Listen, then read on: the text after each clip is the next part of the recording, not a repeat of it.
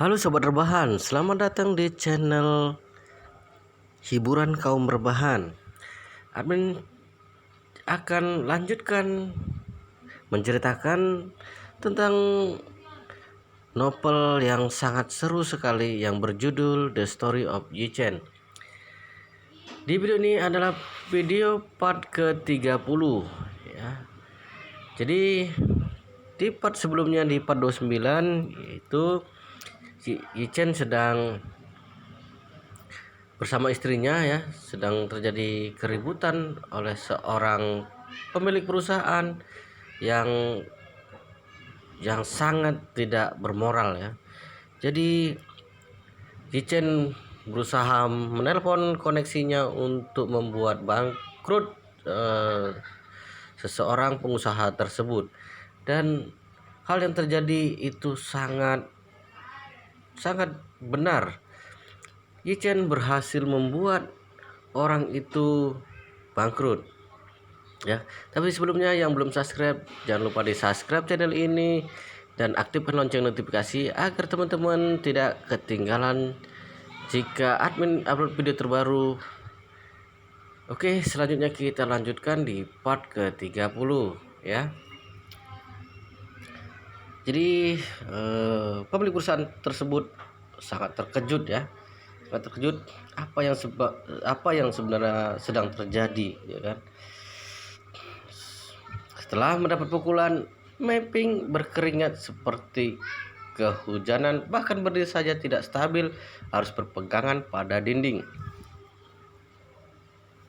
Securan tahu dia sedang menelpon siapa, namun melihat Mapping menerima panggilan itu, raut wajahnya langsung berubah seperti mengalami keadaan mendesak. Ia menjadi penasaran. Yi Chen, apakah penyakit Mapping sedang kambuh? Yi Chen menahan senyumnya dan berkata, mungkin saja ada penyakit pada otaknya, bahkan tidak dapat mengingat siapa dirinya. Terdengar suara tangisan dan panik sekretaris di balik telepon membuat Mapping sudah tidak dapat mendengar jelas. Telinganya berdenging, otaknya dipenuhi dengan kalimat Yi Chen. Kamu sudah bangkrut. Mapping dibanjiri keringat dingin. Ia menaikkan kepalanya dengan takut menatap Yi Chen. Apakah dia adalah peramal? Dia benar sudah bangkrut. Mapping merosot, wajahnya penuh keputusasaan. Yi Chen menatapnya dengan dingin, berkata pada Securan, kita pergi saja. Securan juga tidak tahu apa yang terjadi pada Mapping, namun dia juga sudah tidak ingin melihat orang itu lagi. Membalikkan badannya dan pergi. Di saat ini seketika Mapping tersadar, menaikkan kepala melihat ke arah Yi Chen. Tiba-tiba ia buru-buru berdiri berjalan ke arah Yi Chen. Ketika Yi Chen ingin menaiki mobil, Mapping mendekatinya, matanya merah, napasnya terengah-engah, memelototi Yi Chen dengan tajam. Sikap gila Mapping ini membuat Securan merasa tegang, seketika bersembunyi di balik Yi Chen. Kamu yang melakukannya. Kamu yang melakukannya, bukan? Kamu yang melakukannya, benar? Mapping menatap Yi Chen bertanya dengan panik. Yi Chen menatap Mapping, tidak ada ekspresi wajahnya, berkata, pergi. Nadanya sangat datar seperti sedang mengusir seekor anjing. Kerumunan orang melihat adegan ini. Hei, bukankah ini Presiden Mapping yang terkenal?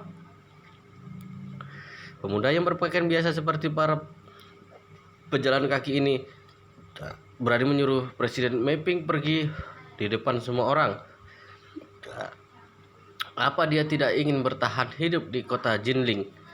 Kemudian, di bawah tatapan semua orang, Mapping berlutut di depan Yi Chen, menangis dan berkata, Tuan Yi, aku sudah bersalah, aku mohon maaf padamu. Beri aku jalan untuk hidup. Sekeliling menjadi sangat hening.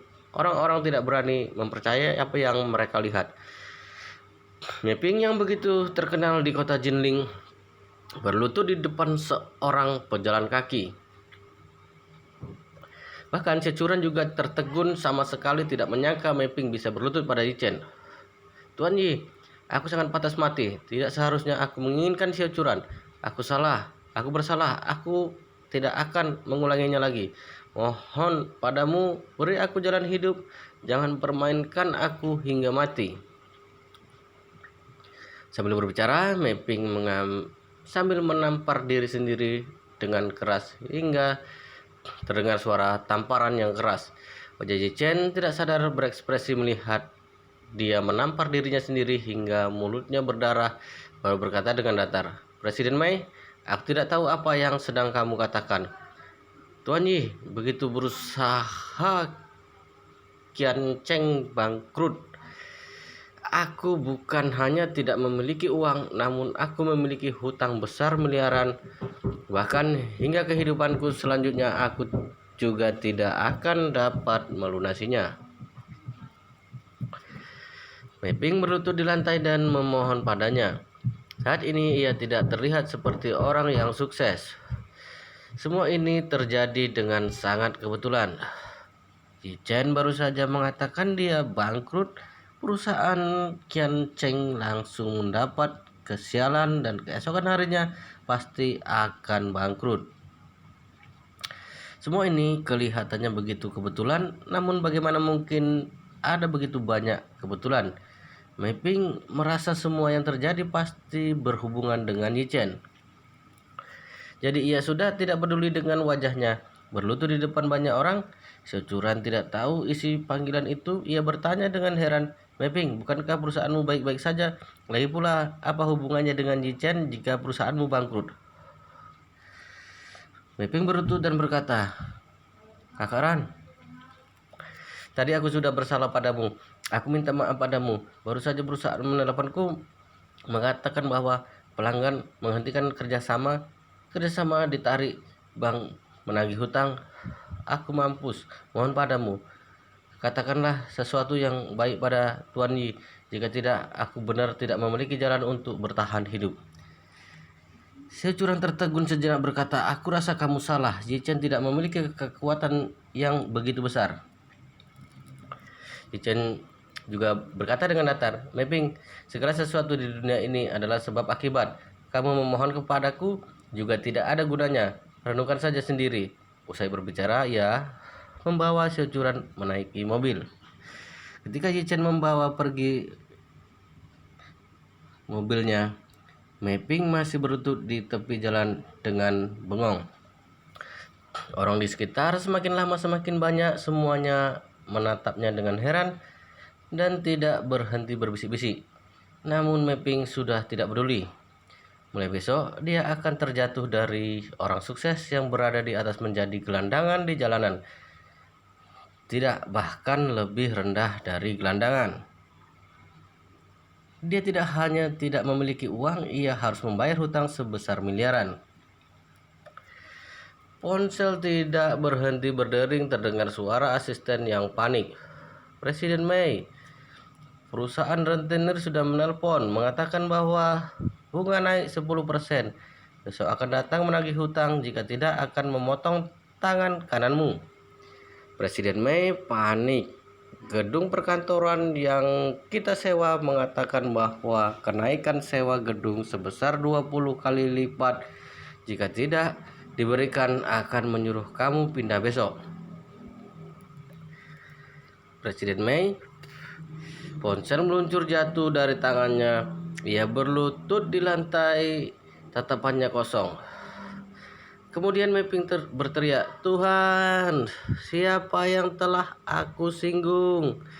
Dia memukul tangan di lantai dengan gila. Pada saat yang sama ia juga membenturkan kepala di lantai hingga berdarah. Mei-ping tidak dapat menahan pukulan yang besar ini. Menderita gangguan saraf, mulutnya berbusa dan pingsan. Yi-chen menderek mobil, raut wajahnya tenang. Securan semakin berpikir semakin aneh, tidak tahan bertanya, "Apa yang telah kamu perbuat pada Mei-ping? Kenapa dia begitu takut padamu?" Yi-chen berkata dengan pelan, "Aku tidak berbuat apa-apa padanya. Aku terus menunggu kamu di luar. Lagi pula, apa yang bisa aku perbuat? Mungkin saja orang yang ia singgung terlalu banyak. orang lain tidak memaafkannya. Xiao Churan berpikir sejenak, menghilangkan kecurigaannya. Mungkin karena Mei-ping terlalu banyak menyinggung orang yang kuat, namun malah mengira Yi Chen yang melakukannya. Memikirkan ini, Xiao Churan marah dan berkata, Mei-ping benar sangat tidak tahu malu. Dia pantas bangkrut. Yi Chen tersenyum. Mei-ping memang benar pantas membuat dirinya marah. Bangkrut merupakan akhir yang paling bagus. Jika tidak, dia akan semakin menjadi-jadi. Xiao Churan menghela napas ringan berkata, sepertinya harus mencari ulang rekan untuk kerjasama. Melihat apakah dapat mendapatkan beberapa proyek untuk studio desain. Yi Chen mendengar ini, berencana ingin mencari Wang Dongsu, menyuruh perusahaan di Hao untuk memesan lebih banyak kepada istrinya. Ketika keduanya kembali ke rumah, Xiao Churan masih membicarakan rencana pengembangan studio selanjutnya. Namun keduanya baru saja masuk ke dalam rumah, Xiao Cangkung menggosok tangannya, berjalan ke depan, menatap mereka dengan tatapan canggung dan berkata, Itu Churan, ibumu menyuruhmu untuk kembali bekerja di grup Xiao. Apa? Xiao Churan tertegun. Yi Chen juga mengerutkan alisnya berkata, bukankah kamu sudah memutuskan hubungan dengan keluarga Xiao? Aduh, raut wajah Xiao Cangkun tampak muram. Dengan tidak berdaya ia berkata, ibumu tidak tahu telah dihasut oleh siapa. Dia terus membela keluarga Xiao. Jadi, belum selesai Xiao Cangkun berbicara, Xiao Churan sudah berbicara dengan marah kepada Manlan. Ibu, keluarga Xiao membuli ayahku dan ingin merebut villa Yi Chen. Kenapa kita harus kembali?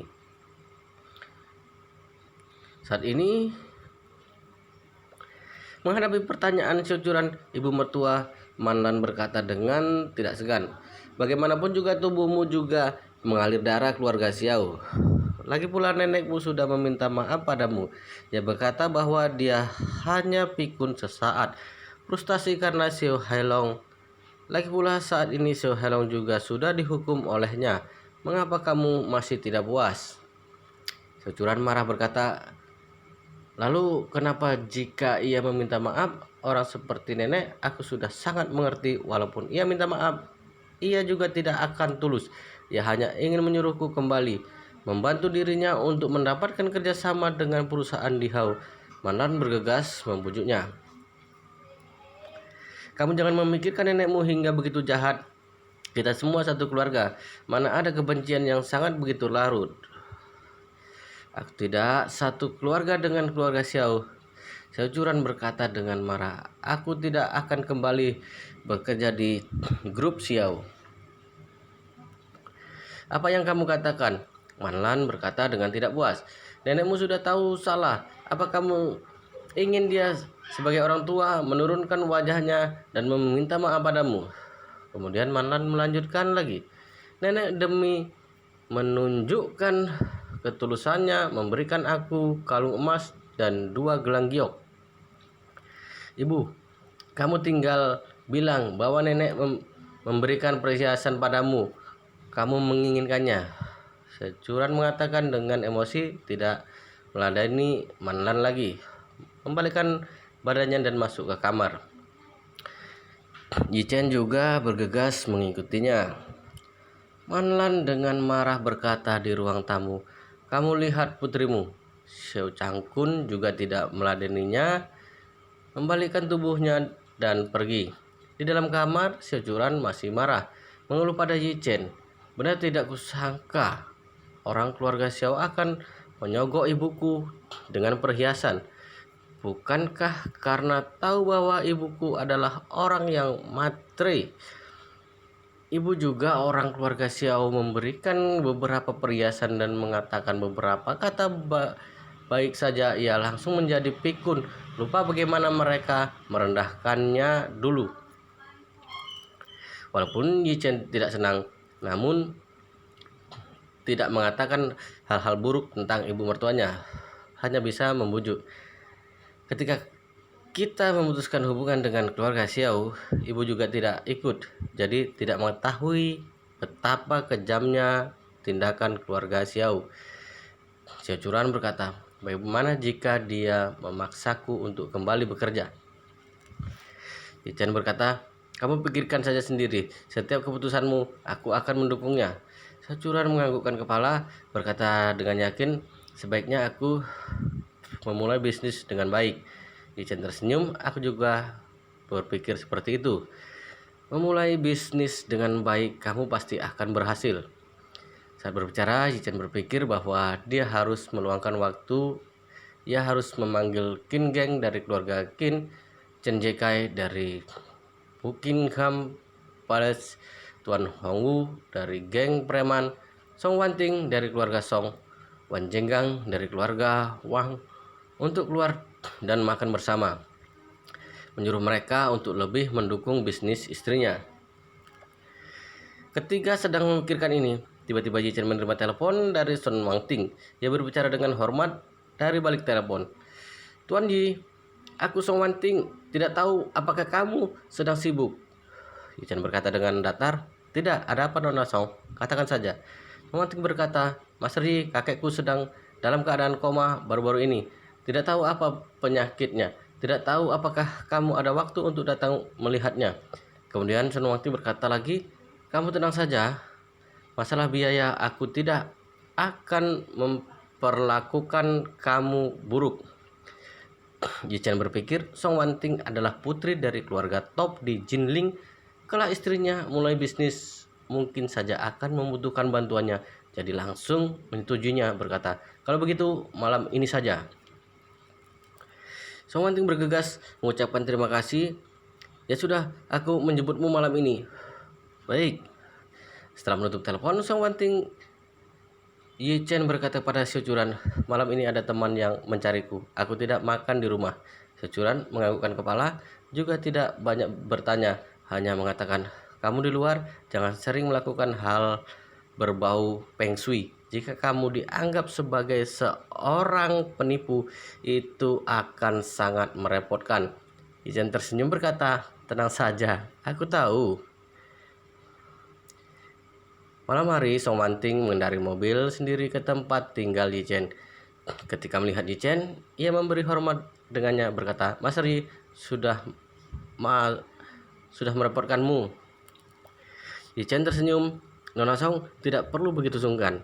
Usai berbicara, ia melihat gelang berlian di tangan kanannya, bertanya dengan penasaran, ini gelang yang hilang kemarin? Song Wanting langsung menganggukkan kepala, berkata, gelang ini diberikan ibu kepadaku sebelum ia meninggal. Bagiku ini sama sepentingnya dengan hidupku. Untung saja ada Master Yi. Jika tidak, mungkin aku tidak akan menemukannya seumur hidup. Yi Chen tersenyum dan berkata, takdirmu dengannya belum putus. Walaupun aku tidak membantumu, mungkin saja beberapa waktu kemudian ia juga akan kembali padamu.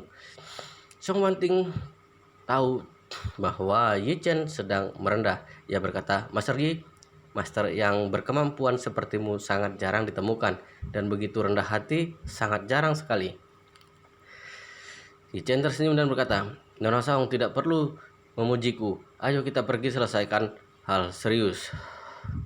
Song Wanting langsung menganggukkan kepala, berkata, Tuan Yi, silakan naik mobil. Duduk di mobil Rolls Royce milik Song Wanting, supir mengemudikan mobil dengan laju menuju rumah Song di kota Jinling. Ini adalah villa bergaya Cina, megah dan ada 7 jenis taman, menunjukkan keindahan yang klasik dan penuh pesona, menunjukkan kepribadian tuan rumah yang elegan. Memiliki tanah yang begitu luas di Jinling itu sudah cukup memperlihatkan kekayaan keluarga Song. Di bawah arahan Song Wanting, Yi Chen datang ke halaman utama, melihat seorang pria muda yang mengenakan setelan dan sepatu kulit sedang berjalan ke arahnya dengan seorang pria tua yang tampak tua dan seorang gadis. Adik, siapa ini? Pemuda tampan itu menatap Yi Chen dengan ragu. Ini adalah Master Yi. Wajah Song Wanting tampak sedikit tidak peduli, namun ia menahan amarahnya dan mengenalkan, ini adalah kakek sepupuku Song Rongyu. Halo, Yi Chen, menganggukkan kepala. Master Yi, pemuda itu menatap Yi Chen dari ujung atas hingga bawah, kemudian berkata dengan sinis, adik, kamu mengundang master yang lebih muda dariku untuk menyembuhkan penyakit kakek. Apakah ini serius? Yi Chen mendengarnya, hatinya sedikit goyah. Dalam perjalanan, Son Wanting memberitahu bahwa Tuan Besar Song sekarat. Generasi muda di keluarga mereka semuanya adalah orang berkemampuan. Selama ini telah mengundang banyak dokter terkenal untuk datang, berharap dapat menyembuhkan Tuan Besar Song agar mendapat kontribusi yang besar, dan ketika pembagian harta dapat dibagikan lebih banyak, terutama Song Wanting dan kakak sepupunya Song Rongyu. Namun sayangnya semua dokter yang diundang sudah putus asa. Song Rongyu tampaknya tidak begitu menyukai Song Wanting, jadi ketika menatap dirinya, tatapannya terlihat tidak begitu senang. Saat ini Song Wanting berkata, kakak, Master Yi sangat hebat. Sebelumnya nasibku sangat buruk. Master Yi yang membantuku memulihkannya. Benar-benar hebat. Song Rongyu berkata dengan nada jijik, dek, kakek butuh dokter untuk menyembuhkan penyakitnya, bukan Tuan Peng Shui yang berpura-pura menjadi dewa. Kamu mengerti? Saat ini Yi Chen merasa sedikit tidak senang. Ia datang ke sini karena memandang wajah Song Wanting. Jika tidak berdasarkan identitasnya sebagai tuan keluarga Yi, hanya rumah keluarga Song saja mana pantas dia datangi. Saat ini Song Wanting juga sedikit marah berkata, kakak, ada barang yang boleh kamu tidak percayai, namun kamu tidak boleh tidak menghargainya. Song Rongyu mendengus, hargai, aku hanya menghargai para master yang berbakat nyata. Para penipu seperti ini tidak pantas mendapat penghargaan dari Song Rongyu. Usai berbicara, ia menunjuk pria tua di sebelahnya dengan bangga, mengenalkan, ini si Tiang Qi dan cucu perempuan dokter yang paling sakti di Jiangnan. Yi Chen menaikkan kepalanya, tertegun sejenak. Kedua orang ini, satu tua dan satu kecil, kelihatannya seperti sepasang kakek dan cucu.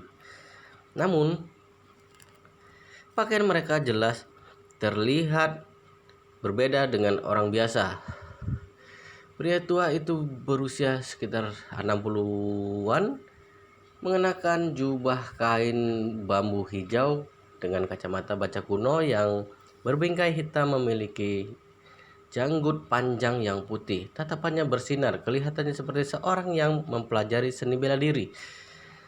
Dan anak gadis yang berdiri di sampingnya kelihatannya sekitar 18 atau 19 tahun, mengenakan chongsam, siswa yang longgar. Rambutnya pendek dan berponi, matanya tampak cerah dan giginya putih. Tubuhnya memancarkan aura klasik yang dingin. Namun, tampang gadis ini membuat Yi Chen memperhatikan beberapa kali, karena di kota Jinling ia belum pernah menemui wanita yang dapat dibandingkan dengan Xiaochuran, wanita tercantik.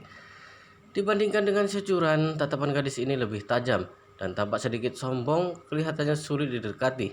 Master Yi Chen menatapnya. Si Tiang Qi menganggukkan kepalanya, namun gadis itu sangat dingin, tidak melihatnya sama sekali. Song Rongyu berkata pada Song Wanting, dek, aku lihat orang yang kamu cari ini. Kelihatannya baru berumur 20-an. Mungkin saja yin yang 5 elemen, keadaan lainnya masih belum hafal. Malah menganggap dirinya sebagai seorang master. Jika disebarluaskan, orang-orang akan menertawakan keluarga Song, mengatakan kita tidak mempercayai pengobatan, sebaliknya mempercayai tahayul. Perkataan Song Rongyu menusuk Yi Chen, membuat Yi Chen terpana seketika kepada dirinya menjadi seorang penipu. Saat ini Song Rongyu mengepakkan tangan kepada pria tua itu. Master Shi, adikku tidak mengerti, sembarang mencari pengobatan, kamu jangan pedulikan dia. Si Tiangki sebaliknya sangat rendah hati dan berkata, bisa saja anak muda ini sangat hebat. Tuan Song juga tidak perlu terlalu meragukan teman kecil ini. Song Rongyu menghela napas berkata, Master Si, kamu tidak mengetahuinya. Adikku ini selalu sembarangan mencari pengobatan, sering ditipu. Dan wajah Song Wanting saat ini sangat jelek berkata, kakak, apa maksud perkataanmu ini? Song Rongyu bertanya kembali, apa aku salah? Aku pernah mendengar bahwa kamu pernah ditipu oleh seorang ahli Feng Shui Hong Kong sebelumnya. Apakah hingga saat ini kamu belum sadar? Song Wanting tidak dapat menahan diri. Kejadian Master Lai itu memang adalah kelalaiannya. Ia juga tidak menyangka bahwa dirinya juga akan dibodohi oleh penipu di Hong Kong. Untung saja Yi Chen ada di tempat kejadian, jika tidak ia akan sial. Namun Song Rongyu jelas tidak tahu kemampuan Yi Chen, jadi berani berbicara seperti itu di depan Yi Chen.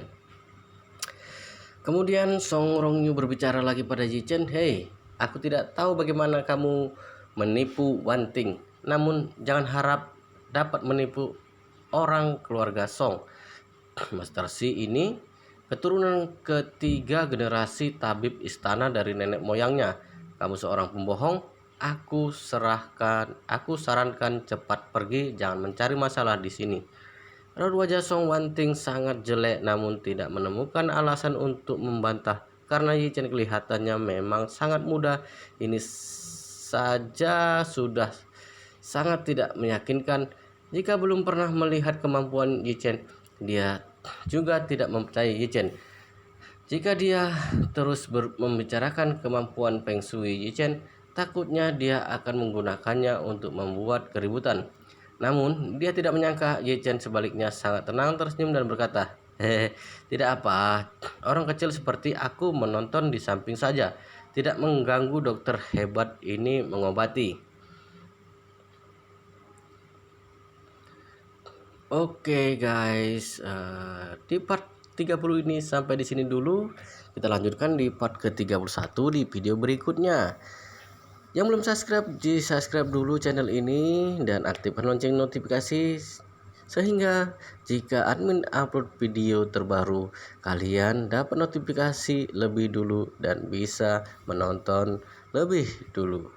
Oke, kita lanjutkan di part ke-31.